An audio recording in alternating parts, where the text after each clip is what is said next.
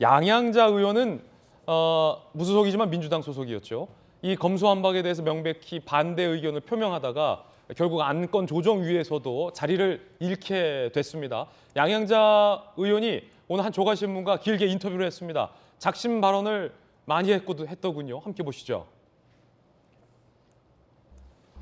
자, 이 부분이 굉장히 앞으로 논란이 될 것 같아요, 정치적으로. 검수완박 강행은 말이 안 된다고 생각했다. 그런데 철험회, 김용민, 최강욱, 황운하 이런 분들 막무가내다. 검수완박 안 하면 죽는다고 했고 문재인 청와대 사람 20명이 감옥 갈 수 있다는 말을 했다라고 양양자 의원은 이야기했습니다.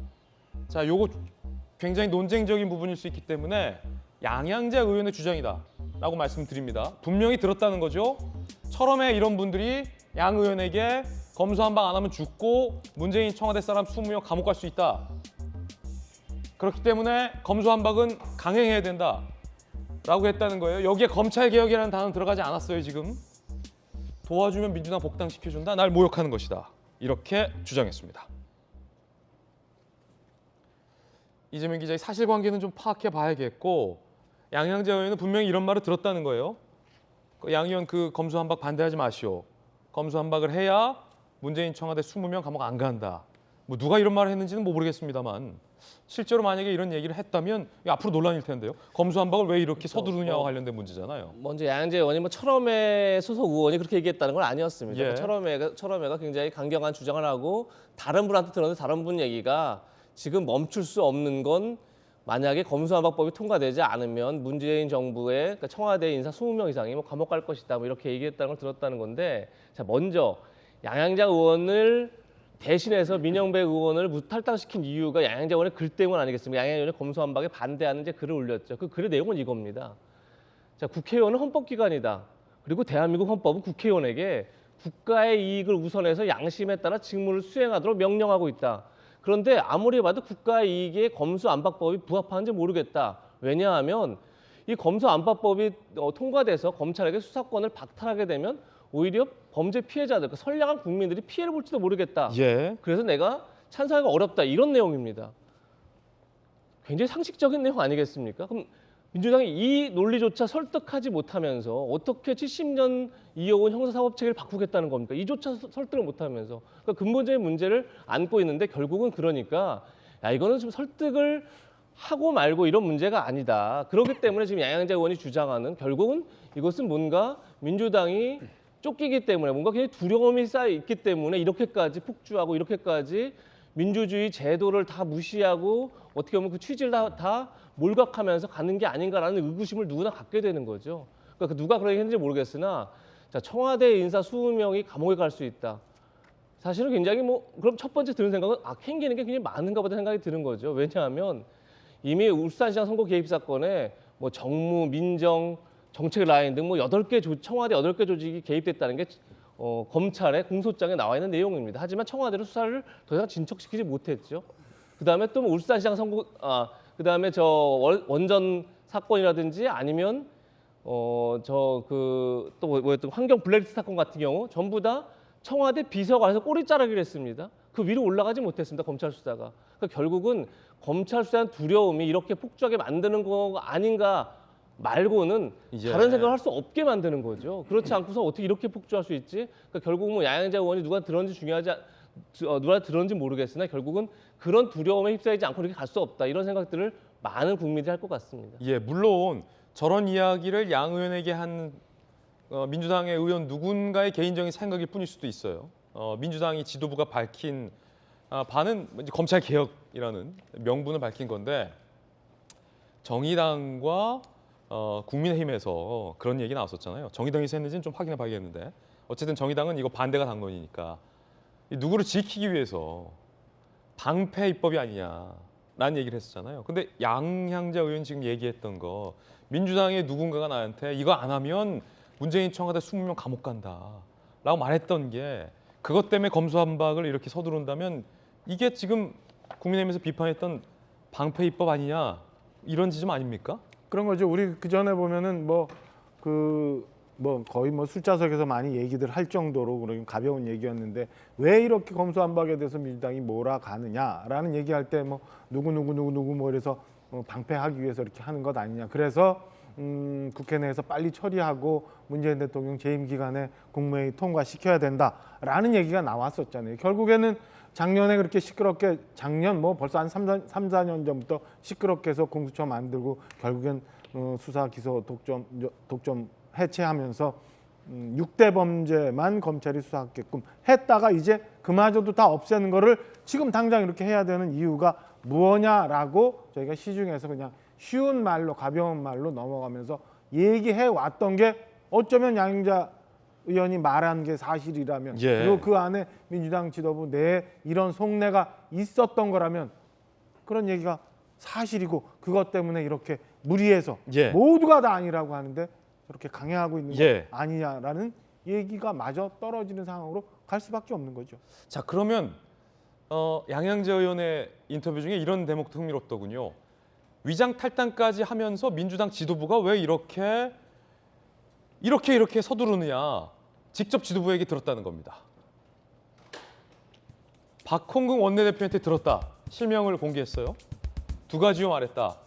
지지층마저 잃어버릴 수 없다. 이 말은 대선도 졌는데 지지층마저 잃어버릴 수 없다라고 박홍근 원내대표가 양양재 의원에게 얘기했다라는 겁니다.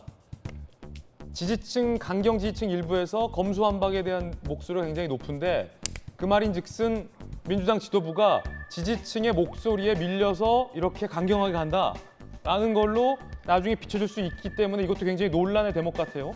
실제 박홍근 원내대표가 이런 말을 했는지는 단정할 수 없습니다. 이번에 안 하면 못한다. 문 퇴임 전 못하면 안 된다는 믿음, 맹신에 가까운 믿음이 있었다라고 박홍근 원내대표 지도부를 양양자 의원이 정면으로 겨냥했습니다. 자, 박용진 의원님 예. 이런 말을 했어요. 양양자 의원이 흥미로운 표현인데 철험회가 곧 민주당 같다. 그러니까 황운하, 김용민, 최강욱 의원 등이 구성되어 있는 이 철험회가 곧 민주당인 것 같다라는 말은 이 철험회의 강경한 목소리가 곧 민주당의 당론처럼 돼버리고 다른 사람들은 여기에 뭐 이해를 못하는 듯한 걸 양양자 의원이 문제적으로 삼았는데 박 의원께서도 보시기에 공감하세요? 철험회가 곧 민주당 같다? 그건 뭐 양양자 의원이 보는 느낌이시니까 뭐 그건 별로 이제 동의하지는 않습니다. 예. 그러나 지금 이른바 검수완박으로 표현되는 그 형사사법 체계의 어떤 변화, 중대 변화를 두고 지금 두 가지가 지금 벌어지고 있는 거예요. 하나는 그 법안 내용과 실제 어떤 형사사법 체계 현장에서 벌어질 일들에 대한 논쟁이 있습니다. 이게 지금 맞냐 틀리냐를 그러니까 법안 자체를 가지고 논쟁이 벌어집니다. 이 지금 또 하나는 민주당이 이 법을 왜 문재인 정부 하에서 통과시켜야 되는지를 놓고 조급하게 보인다. 국민 공감대가 부족하다. 이 논쟁이 아예 그냥 훅 지금 뛰어넘어서 민영배 의원의 어떤 그 위장 탈당이라고 하는 형태로까지 나타나는 요 정무적 상황 이 두 가지가 있는 겁니다. 저는 앞부분은 전문가들의 영역이라고 생각합니다. 제가 솔직히 잘 몰라요. 법은 만들긴 합니다만 그게 적용되고 운용되는 과정과 경찰과 경찰의 여러 오래된 논쟁과 관련해서는 모릅니다. 수사와 기소가 분리되는 것이 선진적인 어떤 형사사법 체계다라고 하는 것은 제가 공감합니다만 구체적인 내용에 대해서는 모릅니다. 그러나 저는 정치인이고 국회의원이기 때문에 지금 이렇게 가는 것은 맞냐? 이건 계속 퀘스천 마크가 있었고 어제 벌어진 일과 관련해서는 공감하기 어렵다의 말씀을 드리고 있는 철험의 건데요. 입지가 강한 건 맞습니까? 민주당 내에서? 일단 소수지만 뭉쳐 있는 사람들의 목소리가 클 수 있다고 저는 생각합니다. 조금 박해보다 더 강합니까 입지가? 저희가 더 적잖아요. 우리는 조금 밖에 넷 그리고 한 명은 탈당. 금이 없어졌군요. 그렇죠. 해는 그래서, 또 국회의원이 아니니까. 네, 그래서 생겨나는 뭐 어떤 뭐 뚜렷한 목소리 이런 힘은 있을 수 있는데요. 저는 뭐 다르게 생각합니다. 그러니까 문재인 정부 하에 못하면 안 된다. 이번에 못하면 못한다라고 하는 그런 상황 논리와 불가피한 선택이 소탐대실이라고 제가 분명히 말씀드리는데 동의하지 않는다. 예, 우리가 국민적 공감대를 얻어서요. 이 법안을 윤석열 정부에서 통과시켰다고 치자고요. 예. 윤석열 대통령이 이 법안을 국민적 공감대를 얻은 법안을 거부권을 행사했다고 치자고요. 다음 총선은 저희가 이겨요. 대통령이 어떻게 국민이 공감하고 있는 법안을 거부권을 행사합니까? 대명천지에. 지금 무슨 박정희 때도 아니고요. 윤석열 당선인에 대한 강한 신뢰가 있으시군요. 그게 아니고요. 예. 국민에 대한 강한 신뢰가 있는 거예요. 국민에 대한 신뢰다. 만일에 그걸 거부권을 행사하면 그럼 민주당 국민들이 지도부는- 가만두지 않아요. 민주당 지도부는 국민에 대한 신뢰가 없다는 말씀이십니까? 지금 민주당은 자기들이 해야 될 일을 왜 시간표를 놓고서 하고 있느냐는 거예요. 예. 우리가 해야 되는 중요한 이 검찰 개혁, 형사사법 체계의 큰 개혁 이 부분과 관련해서 왜 5월 9일 이전에 해야만 된다고 생각하느냐는 겁니다. 5월 9일이 넘어갔어요. 근데 우리가 국민적 공감대를 형성하고 그래? 민주당이 훌륭한 법안을 만들었구나. 더 이상 검사가 지 멋대로 자기 편은 빼주고 자기가 미운 놈은 무조건 기소하고 수사를 약하게 하거나 세게 하거나 기소를 하거나 안 하거나 이런 걸 가지고 자기 권력을 남용하지 못하게 만들었구나. 그렇게 하겠구나. 알겠습니다. 라고 하는 그런 신뢰가 딱 생기면 어떻게 윤석열 대통령이 그걸 거부권을 행사하겠습니까? 예. 저는 국민을 바라보고 밀고 나가야지 달력을 보고 가면 안 된다고 생각합니다. 자, 지도부를 향한 강력한 또 소신 발언 나왔어요. 지금 민주당 지도부는 국민에 대한 신뢰가 없는 것. 윤석열 대통령 당선의 임기가 시작돼도 국민들의 공감을 얻는다면 충분히 가능한 법안이다라는 발언까지 들어봤습니다.